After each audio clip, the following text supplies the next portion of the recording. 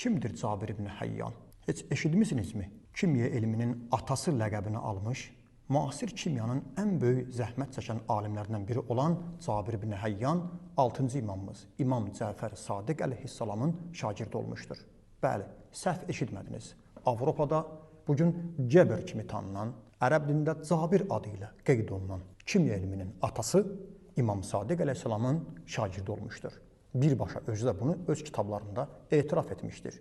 Kimya elmində qazandığı nailiyyətlərini ustadım, mövlam, imamım, seyyidim Cəfər Sadiq əleyhissalamdan öyrənmişəm, onun mənə öyrətdirir deməklə İmam Sadiq əleyhissalamın adını da kitablarında qeyd etmişdir. Hətta bu günləri Avropada dünya elminin inkişafında qeyri-müsəlmanlar belə müsəlmanların şərqin, qərbin bugünkü mütərəqqi elmi nailiyyətlərində böyük rol olduğunu etiraf etmişdir. Hətta Fransadan, İngiltərədən, Almaniyadan olan tanınmış şərqşünaslar belə etiraf ediblər, müsəlman olmasalar da bu elmlərin Avropanın əlinə çatmasında müsəlmanların rol olmuşdur. Və müsəlmanların da arasında şagirdlər var ki, onlar birbaşa bizim Əhl-i-Beyt imamlarımızın, Allahın salamı olsun, şagird olmuşdur. Onların arasında ən tanınmış insan Cabir ibn Həyyan Kufidir.